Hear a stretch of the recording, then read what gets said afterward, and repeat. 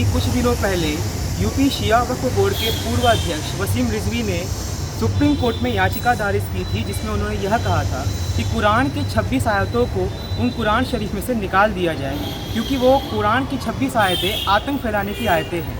तो उसी को लेकर के मुसलमानों में बहुत ही घमासमी मची।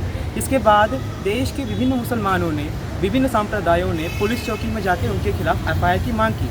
उसी प्रकार मीरा भाईंदर में डॉक्टर अहमद राणा खास करके मुस्लिम समुदाय ने मिल करके इस पर जांच की मांग की है, जहां पर आज डॉक्टर अहमद राणा जी ने मुसलमानों के साथ मिलकर आज जो है अर्जी नौघर पुलिस चौकी में दाखिल की है। आइए उनसे जानते हैं पूरा मामला। आदाब, नमस्कार। सबसे पहले तो हम राष्ट्रवाद न्यूज़ का शुक्रिया बोलते हैं, शुक्रिया अदा करते हैं कि उन्होंने हमारी बात को सरकार तक पहुंचाने के लिए यहाँ आए और हमारी बात को सुनने का अवसर, हमारी बातें सुनने का मौका दिया। हमारे साथ में हैं जनाब सादिक खान साहब, नूर साहब, हमारे मस्जिद के इमाम साहब, मुअज्जम साहब, तो सारे लोग मौजूद हैं जो इस शहर के बहुत ही बुद्धिजीवी और ईमानदार, बहुत ही मशहूर शख्सियत हैं। आज सब लोगों ने ये मिलकर तय किया कि वसीम रिजवी जो लखनऊ का रहने वाला है और पूर्व वक्फ बोर्ड का चेयरमैन है, शिया वक्फ बोर्ड का, उसके हर आए दिन कुछ ना कुछ मुल्क के हालात को बिगाड़ने के लिए स्टेटमेंट देता रहता है। और उस स्टेटमेंट से क्या होता है, उस तरह के हालात मुस्लिम और हिंदुओं के दरमियान, सुन्नी और शियाओं के दरमियान में खलफशार पैदा होने का पूरे तरीके से ख़तरा पैदा हो जाता है।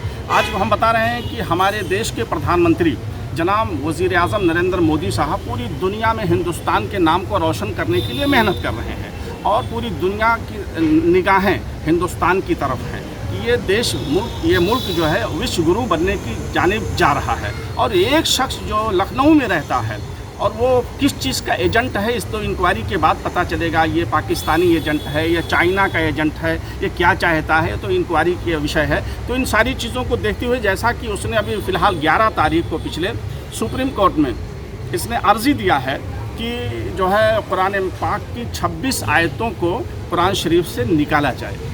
और जो है ये आयतें मुखातब करती हैं कि दहशत गर्दी की तरफ जो है रुजू करती हैं, जबकि इस तरह की कोई बात नहीं है।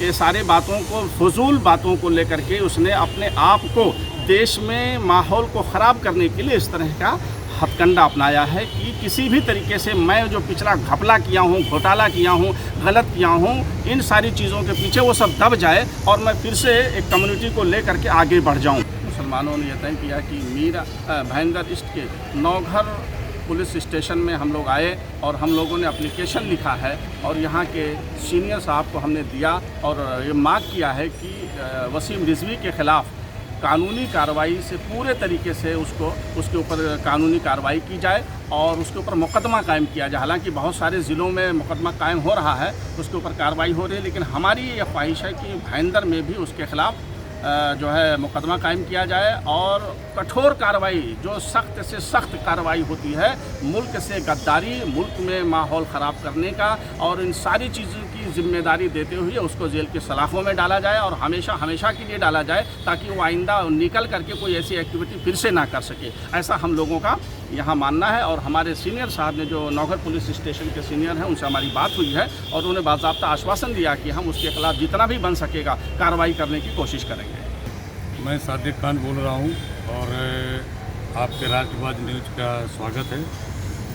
वसीम रिजवी ने जो अपनी गंदी ज़बान से जो सोचा, दिमाग से और गंदी ज़बान से जो बयान किया है, और सुप्रीम कोर्ट में जाके उसने जो अर्जी दाखिल की है कि कुरान पाक की 26 आयतें निकाल दी जाएं, ये सब चीज़ सुन के मेरे दिल और दिमाग में इतना क्रोध भरा हुआ है।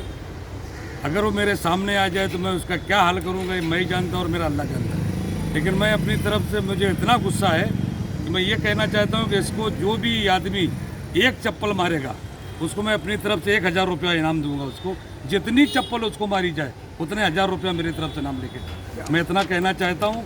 और इस नालायक को जहाँ भी जिसको मिले, मैं बोलता हूँ जो भी ईमान रखता है मुसलमान, उसके लिए वो हर आदमी को उसके खिलाफ FIR करना चाहिए।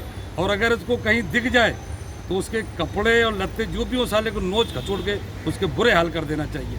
ये तो डायरेक्ट अल्लाह से लड़ रहा है। इंसान से लड़ता है तो बर्दाश्त किया जाता है। कुरान पाक एक ऐसी किताब है जो आसमान से नाजिल हुई है, ये किसी ने लिखी नहीं है, ये हम सुमा ने अपने तरफ से नहीं लिखी हुई है। कुरान पाक अल्लाह पाक की तरफ से नाजिल हुई है और ये डायरेक्ट अल्लाह पाक से लड़ाई लड़ रहा है। जो अल्लाह पाक से लड़ाई लड़ना चाहता हो उसके इस दुनिया में क्या हाल हो सकते हैं। मैं इतना ही कहना चाहता हूँ कि जो लोग इसकी शक्ल देखें, इस पर नालत भेजें और इसके ऊपर जितना ज़्यादा हो सके इसके ऊपर गुनाह दाखिल कराएं।